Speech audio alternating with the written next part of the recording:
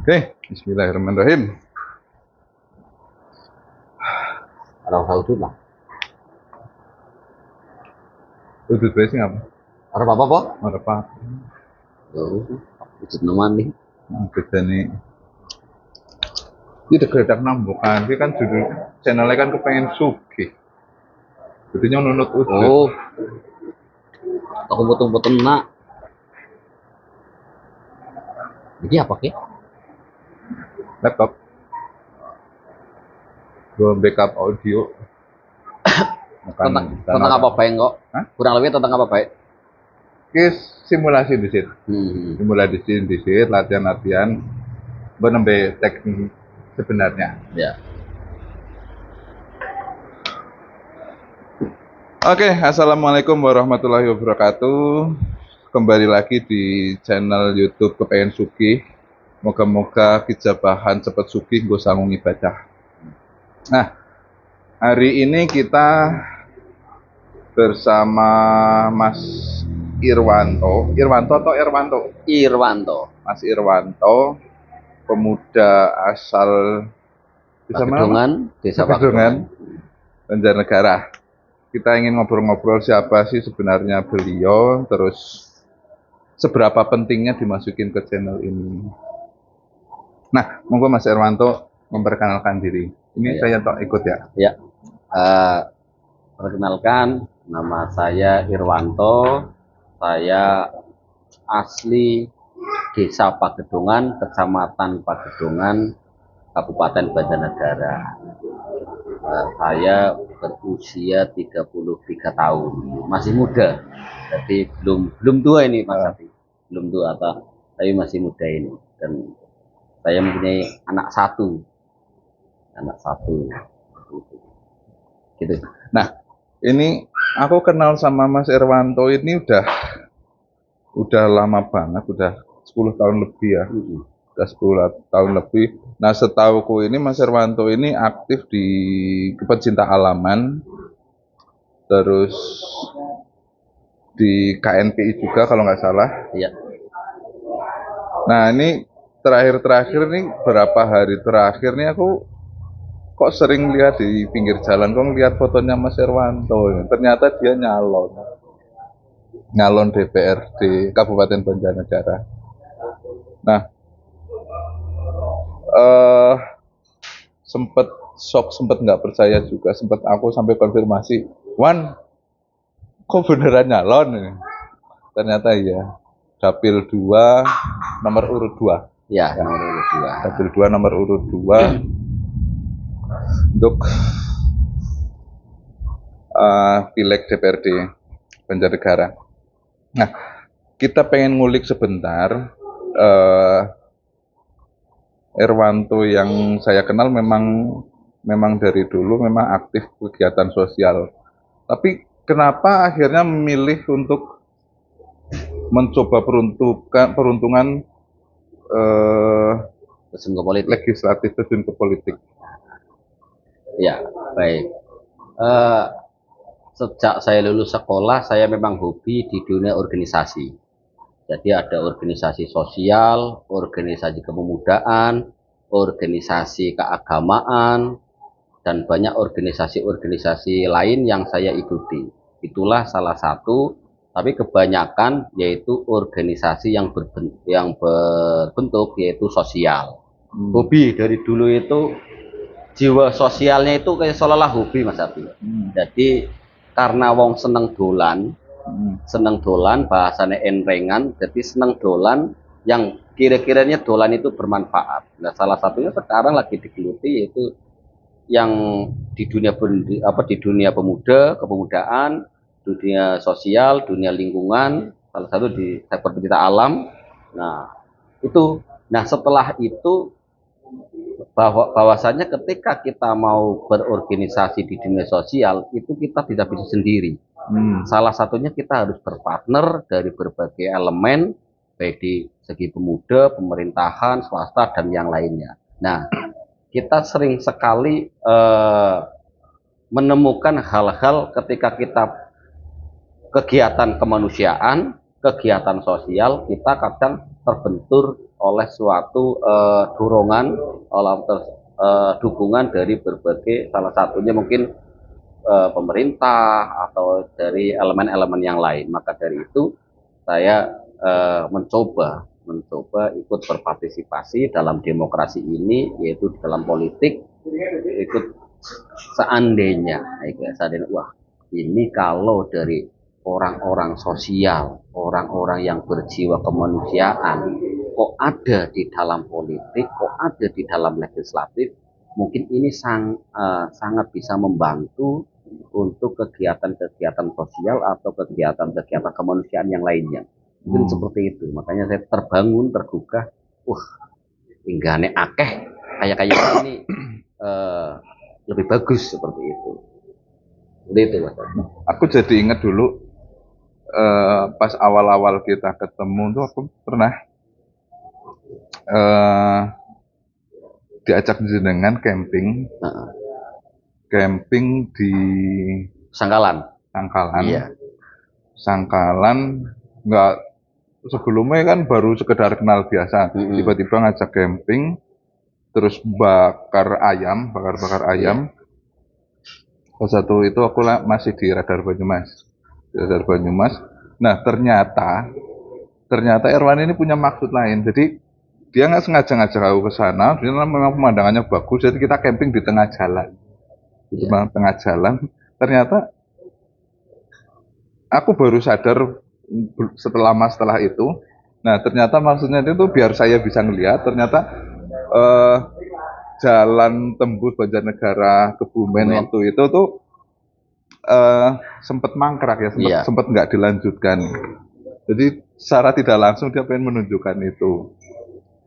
Barangkali itu yang bisa aku tangkap dari kegiatan itu. Kira kan cuma mau acara senang-senang camping biasa, ternyata saya ditunjukkan ini loh potensi apabila jalan ini benar-benar sudah tembus, terus akses masyarakat lintas kabupaten akan sangat mudah. Alhamdulillah sekarang kan benar-benar kebuka ya. Iya, betul. Nah, yang aku masih nggak habis pikir lagi, aku kan akhirnya kenal sehari-harinya ya memang tukang dolan, sana sini, tetap masih saya nggak percaya ini beneran nyalek nah. Karena nuwun sewune kan setauku ini orang yang mau nyalek kan nuwun sewu yang kesejahteraannya agak tinggi. Ya. Begitulah. Sementara Mas Erwan bukan, aku nggak ngomong kurang ya, aku nggak ngomong kurang, tapi ya menengah lah, menengah. Jadi, nah, kok berani gitu loh? Ya. Karena memang itu sudah menjadi fenomena ya, ketika pencalekan baik legislatif, kepala desa, bupati, gubernur atau presiden, biasa yang digagas atau yang diusung atau yang diajukan pasti orang-orang yang notabene itu kaya, berduit ya. Iya, berduit. Karena bahasanya, loh, kowe nyalon kowe nek ora duit arep ngapa karo apa. Nah, seperti itu. Itu sudah menjadi brand, seolah-olah sudah menjadi brand di, mungkin tidak hanya di Kabupaten Banjar, mungkin se-Indonesia. Mungkin wong ora duit itu ngapa arep nyalon. Bahkan apalagi nyalon DPR, nyalon kepala desa pun sing hanya lingkup desa. Kowe mesti pemilihannya lah nek ora milih wong sugih ora.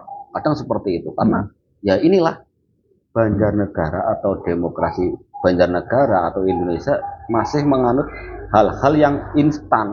Jadi kadang tidak mempunyai pandangan ke depan. Oh, kita mau seperti apa ini ke depannya gitu kadang seperti itu. Nah, cuma masyarakat sekarang itu kebanyakan bukan 1, 2, 3 tapi kadang kebanyakan milih wakil rakyat atau milih anggota DPR atau milih bupati atau milih yang lainnya kudu di duit ke seperti itu. Nah, saya mencoba dengan keterbatasan anggaran mungkin seperti itu. Kita mencoba karena tidak selalu apa-apa itu harus dengan uang. Ya contoh, kita berteman aja bukan karena uang. Iya, kita berteman bukan karena uang. Awal kita ketemu ya bukan ditemukan karena ada hubungan bisnis atau hubungan keuangan atau tidak. Tapi ini saya lebih menjalin kepada silaturahmi, menjalin kepada seduluran, bahwa hal-hal sesuatu itu tidak harus dengan uang. Tidak money oriented ya. Iya. Aku tadi sempat kepikiran, ini Erwan nyalon, nanti bagi-baginya gimana? Satu orang mau dibagi berapa gitu. Tapi setelah mendengar ini kan ya berarti apa namanya, mau nggak mau kan kalau pileg kan kita harus bicara money politik. Iya. Kita harus bicara money politik dalam arti untuk mobilisasi, termasuk juga untuk bayar bidding. Cuma kalau ngelihat Erwan sehari-hari kalau membayar bidding kok kayaknya nggak. Kita kalkulasikan aja, ketika bayar biddingnya satu orang 50.000 kali mungkin minimal 5.000 sudah ketahuan itu jumlah uangnya sudah ketahuan. Nah, memang ya tergantung kita ambisi atau tidak.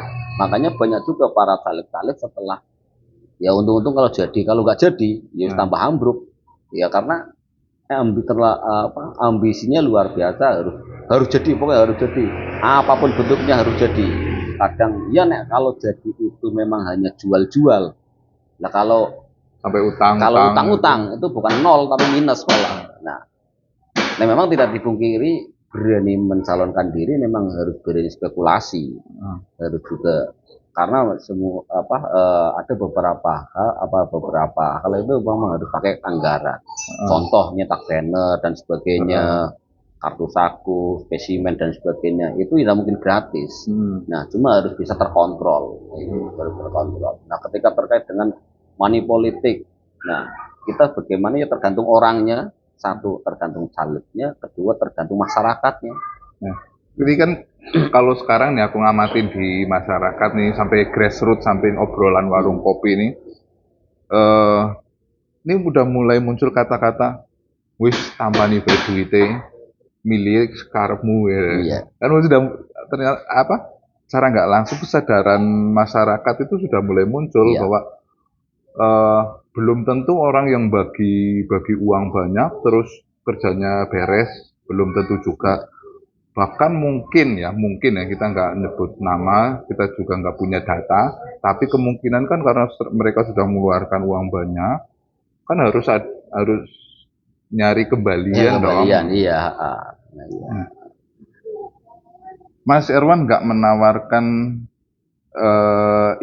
nggak menawarkan di money politiknya mau gede-gedean, tinggi-tinggian, enggak. Lebih cenderung ke menawarkan sosial.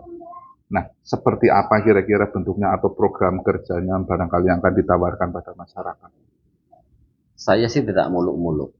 Orang yang paling bijak, orang yang paling baik adalah orang yang bisa bermanfaat pada masyarakat. Nah, dengan keterbatasan saya sebelum benar-benar jadi anggota DPR ya. Tapi kemarin tidak jadi anggota DPR pun insya Allah berupaya bermanfaat pada masyarakat. Karena hobi saya di sosial. Nah, apalagi kalau saya mempunyai kekuatan.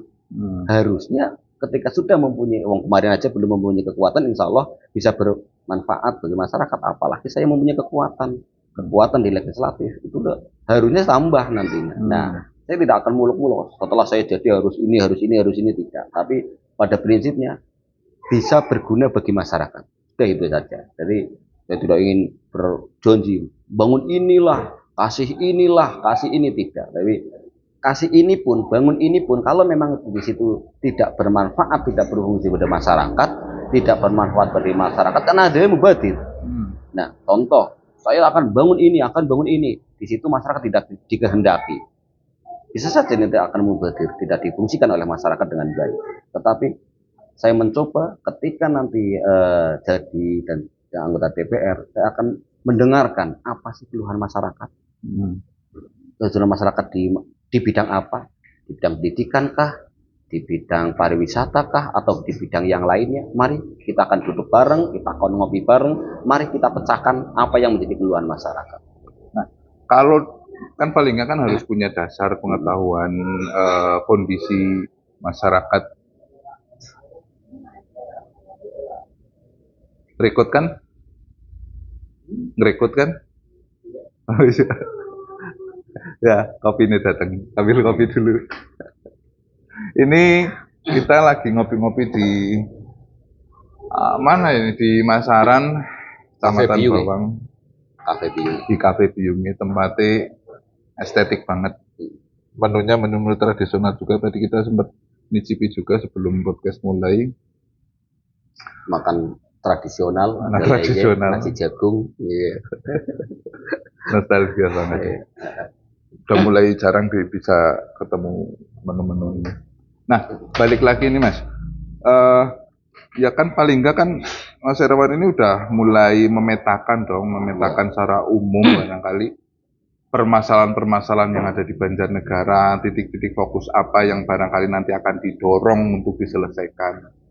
Misalkan dari angka kemiskinannya yang masih tinggi, terus lapangan pekerjaan, atau mungkin permasalahan stunting, atau justru malah mungkin akan mendorong ke UMKM atau desa-desa wisata yang potensinya di Banjarnegara sebenarnya luar biasa, tapi belum begitu tergarap. Nah, dari Mas Erwan sendiri seperti apa? Terkait dengan itu, lebih baik kita, kalau saya kedepannya fokus salah satunya yaitu programnya desa wisata. Karena dari desa wisata itu kita akan mengangkat semua potensi yang ada di wilayah tersebut. Salah satunya UMKM kita bisa berjalan. Salah satunya itu. Terus ekonomi kita juga akan berjalan. Ketika UMKM berjalan, ekonomi berjalan, insya Allah angka kemiskinan juga akan menurun. Kalau kita multi efek ya? Iya, kita fokus kepada mungkin kemiskinan lah. Kemiskinan itu suatu masalah, kita harus cari solusinya. Masalahnya adalah kemiskinan, cari solusinya. Solusinya ya salah satunya di bidang pariwisata. Pariwisata tumbuh karena apa? Banjarnegara ini sangat kompleks sekali. Banjarnegara yang alamnya yang begitu bagus seperti ini, potensi-potensi wisata yang luar biasa, apalagi potensi-potensi wisata alam khususnya.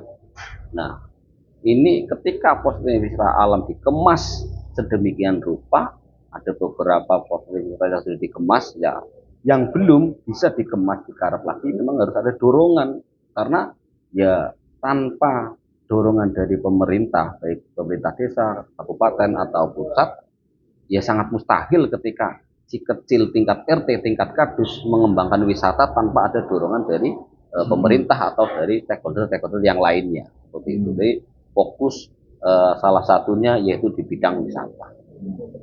Jadi nggak langsung ada warga miskin dikasih bantuan terus selesai. Itu ketika ada warga miskin dikasih bantuan, terus besok lagi ketika masih ya kalau masih bisa ngasih, kalau nggak masih bisa ngasih, kita harus cari solusinya ini. Bukan kecuali kelaparan satu kali toh. Jangka panjang berarti ya. Otomatis ketika wisata kita ada, ekonomi naik, ekonomi tumbuh, angka membuka lapangan pekerjaan juga dan sebagainya. Itu kalau dari sektor wisata kita sudah mengangkat beberapa bidang. Nah, cuma ironisnya Banjarnegara, kalau kita paham ya Banjarnegara ada punya Dieng, walaupun di luar sana tuh Dieng masih dikenalnya punya Wonosobo, terus dan orang lebih kenal Dieng daripada Banjarnegara. Terus apalagi Dieng yang sudah nasional bahkan di internasional sudah dikenal. Apa nggak mendorong itu saja atau justru malah fokus ke desa-desa wisata itu gitu. Kalau Dieng itu kita tidak bisa abaikan juga karena Dieng sudah menginternasional, tidak hanya menasional, kita sudah menginternasional walaupun ada beberapa kabupaten atau beberapa orang bahwa Dieng itu taunya Wonosobo. Karena ya tidak dipungkiri, mungkin kita kurang publikasi. promosi Satu publikasi itu. ya. Kedua, tidak dipungkiri juga akses yang paling nyaman untuk ke Dieng salah satunya yang dulu itu yang terkenal itu Wonosobo.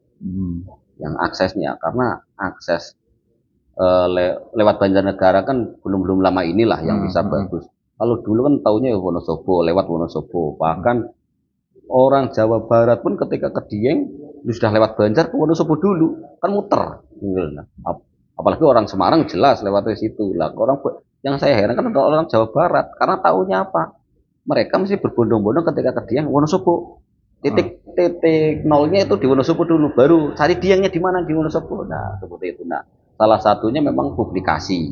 Kedua, setelah publikasi yaitu akses. Namun ketika sekarang sudah dibuka juga jalur Batang, jalur Pekalongan yang aksesnya lumayan bagus. Seperti itu yang ke Diengnya. Nah, tetapi kita juga tidak bisa fokus satu titik karena ekonomi di Kabupaten Banjar ini tidak hanya tergantung dalam Dieng. Nah, penyebaran ekonomi kan ada dari ujung Susukan, ada Pagedongan, ada Sigaluh yang mungkin tidak bisa di-cover oleh Dieng itu sendiri. Maka harus ada tumbuhlah bibit-bibit atau cikal-cikal ekonomi yang ada di sekitar masing-masing di desa-desa. Contoh di desa Susukan, di desa Pagedongan, di desa mana itu harus ada tumbuh ekonomi tidak harus menggantungkan kepada Dieng, walaupun Dieng salah satu wisata terbesar di Kabupaten Banjarnegara yaitu Dieng. Tapi Dieng untuk menghidupi warga Banjarnegara dari potensi wisata itu ya jelas tidak mampu seperti itu. Nah, kecenderungan yang muncul nih Mas, ini terjadi di 2002, 2001, 2002 lah. Jadi pada tahun-tahun itu tuh bermunculan banyak sekali spot-spot objek wisata baru, terus desa-desa muncul desa wisata baru yang kalau saya perhatikan sekarang itu sudah vakum, sudah nggak beroperasi lagi. Jadi kayak semacam aji mumpung rame terus ikut-ikutan bikin. Nah, ini saya amati ini karena barangkali mungkin karena pendampingan dari pemerintah yang kurang atau juga mungkin kesiapan dari masyarakat pengelola objek wisata itu sendiri, SDM-nya yang mungkin masih kurang secara manajemen atau barangkali kesadaran untuk promosinya yang masih kurang. Aku pernah bawa ini rombongan wisatawan dari Jakarta, 2 bis waktu itu, di salah satu objek wisata di Banjarnegara yang waktu itu lagi rame. Bahwa mereka promosi lumayan gencar, tapi begitu saya bawa rombongan ke situ, mereka malah bingung. Kalau datang wisatawan lokal, mereka sudah siap. Nah, ini kan aku campur. Aku bawa ada yang lokal, ada yang dari luar negeri juga. Mereka malah kaget, bingung ini perlakuannya gimana gitu. Jadi kayak semacam pengalaman yang bikin mereka jadi akhirnya kapok. Akhirnya untung waktu itu destinasi terakhir itu memang Dieng, jadi mereka tetap terhibur gitu. Nah, barangkali nanti sudah menjadi anggota dewan, barangkali kita titip pesan itu Mas, kita titip pesan untuk promosinya, dan yang utama adalah manajemen pengelolaan dan pengembangan SDM. Ya, benar adanya memang ada beberapa potensi ada beberapa wisata yang sekarang sudah tidak beroperasi lagi. Apalagi padahal potensial, apalagi itu bagus. Potensi buatan. Kadang wisata buatan itu memang harus mempunyai skill khusus, inovasinya harus berkembang terus. Karena ketika wisata buatan itu kan memang awalnya di situ tidak ada wisata, dibuatlah seolah-olah ada wisata. Nah, setelah itu harus ada inovasi karena kecenderungan, contoh itu ada beberapa tahun lalu wisata kebanyakan itu wisata selfie. Nah, ketika di situ tidak ada inovasi, sekarang saya sudah datang ke situ sudah selfie. Mereka sudah datang sudah selfie. Besoknya datang kedua, ketiga, keempat kali, bingung. Selfie-nya di sebelah mana lagi nih? Kemarin saya sudah selfie di sini, sudah selfie di sana, sudah foto di sana. Nah, beda lagi ketika wisata alam. Memang alam pun ketika sudah belum dikemas saja sudah bagus. Contoh ibaratnya kayak air terjun, kayak Curug Peletuk lah. Curug Peletuk sudah dikenal dari dulu, belum dikemas saja sudah bagus, sudah banyak yang ke situ. Curug Peletuk, apalagi sekarang sudah dikemas, sudah dibangun, ada tempat kolam renangnya, ada tempat makannya, ada kulinernya dan sebagainya. Akhirnya kan mendorong untuk berwisata di situ. Nah, salah satu kelemahan dari itu yaitu akses. Akses yang terlalu jauh, kadang tidak. Banyak juga wisatawan yang tidak suka dengan perjalanan jauh atau perjalanan yang menantang. Pengennya duduk, nggak lama kemudian nyampe. Nah, beda lagi ada orang-orang yang kepengen wisata itu menantang. Saya jalan 1 kilo 2 kilo enggak apa-apa. Yang penting bisa mendapatkan wisata yang kita harapkan. Nah, salah satu kayak Pesangkalan wisatanya udah bagus, aksesnya. Nah, ini akses salah satunya memang aksesnya sulit, naik turun bukit dan sebagainya. Nah, terus kemudian juga mungkin salah satunya mungkin ini juga SDM. Tadi yang disampaikan Mas Jati itu kurangnya kesiapan untuk mengelola wisata ketika ada banyak tamu, apalagi tamu dari mancanegara. Nah, berarti memang harus disiapkan dari segi SDM-nya, tidak hanya masalah alamnya, tapi kita SDM-nya, sumber daya manusia kita siapkan.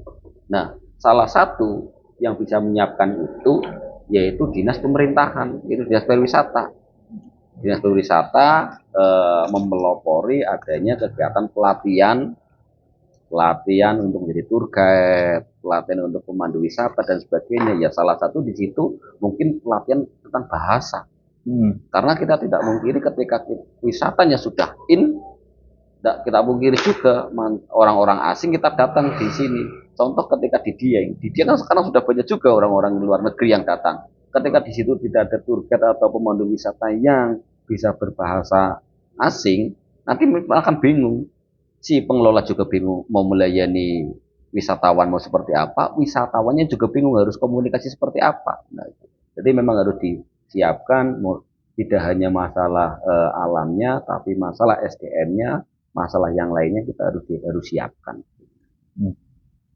Nah, dengan kan dapil 2, Pagedongan dan Bawang Purwokerto. Iya. 3 kecamatan ini kan, karena aku juga di Bawang ya masuk dapil jenengan, walaupun saya juga belum tentu milih juga.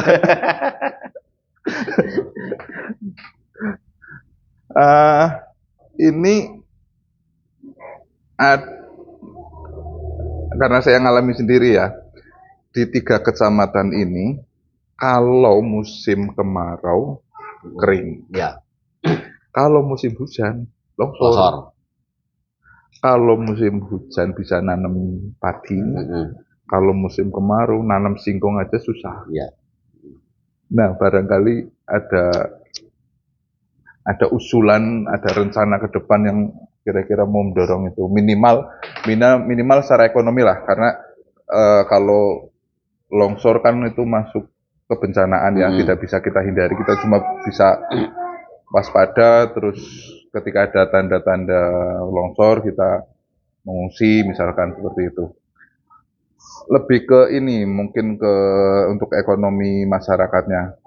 Karena ketika kayak tahun kemarin ini kemarau ini benar-benar parah. Kemarau, air susah, mau nanam apa-apa aja nggak bisa. Hanya bisa singkong, itu pun ya tahu sendiri harga singkong kan naik turun terus bahkan banyak turunnya terus cenderung sangat murah, sementara waktu tanamnya kan lama. Gimana tuh? Nah, salah satunya karena geografisnya Banjar Selatan sebagian besar itu seperti itu. Ketika musim curah hujan seperti ini, itu banyak longsor. Ketika musim kering, itu langsung kekeringan.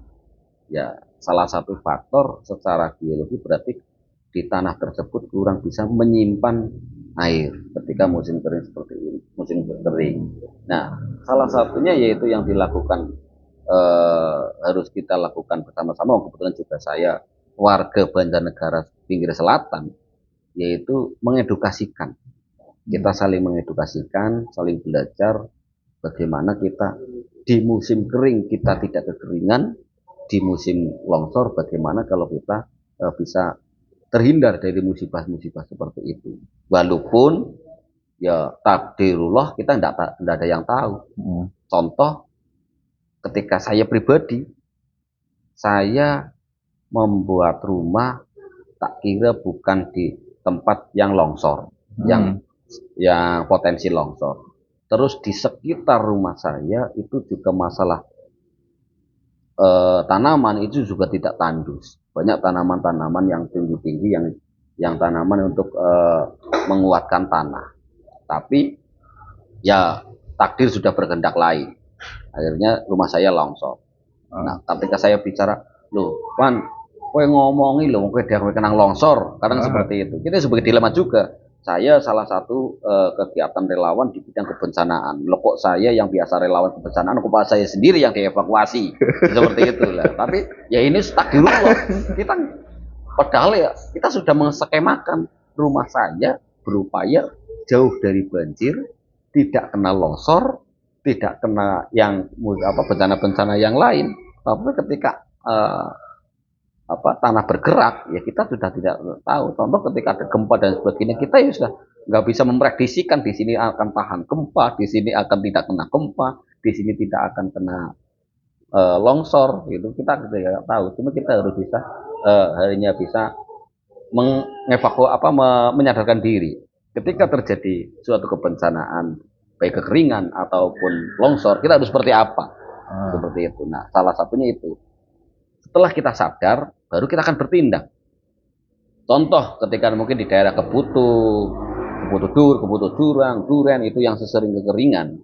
Ya karena memang secara geografisnya seperti itu. Terus tandus juga. Nah, tandus juga. Nah, mungkin juga karena ya itu kekurangan tumbuhan-tumbuhan yang tinggi yang bisa menyerap air.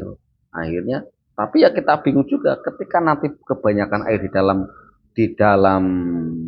tanah tersebut, wong kemarin aja yang banyak juga yang rimbun-rimbun juga longsor. Kita juga bingung kata yang di sebelah selatan seperti itu. Tapi minimal ketika kita kekeringan itu tidak kekeringan di situ ketika ada tanaman-tanaman yang bisa untuk menyerap air seperti itu. Terus mungkin ya kayak benar terbanyak tumbuhan-tumbuhan yang bisa menyerap air, apalagi tumbuhan yang bisa menyerap air juga potensi tentang produksi ekonomi yang ekonomis seperti itu. Jadi multifungsi. Kopi misalkan itu. Iya, kalau yang kopi itu multifungsi. Selain untuk menguatkan tanah, kita juga ada manfaatnya untuk penumbuhan ekonomi di situ. Kayak kopi itu, ya kopi kan, tak kira kopi itu lebih ekonomis daripada kayak tela.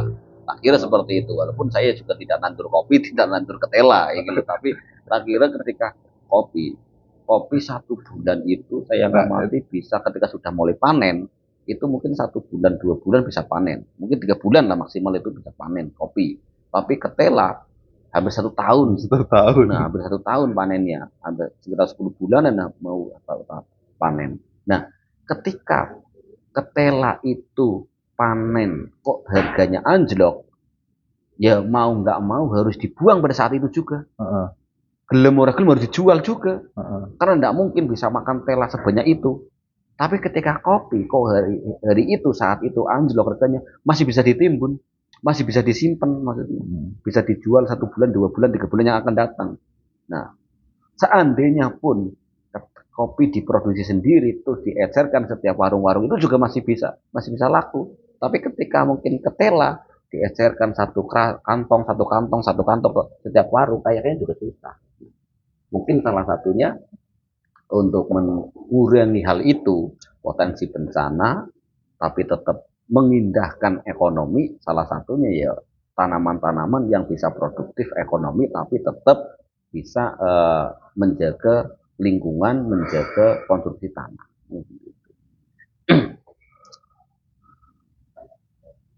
Oke.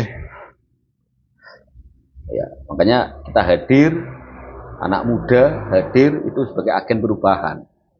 Nah, ya. Nah ya, anak muda itu harus hadir sebagai perubahan karena banyak orang yang bilang kualitas kabupaten, kualitas pemerintah, kualitas negara, kualitas bangsa itu tergantung juga kualitas pemudanya.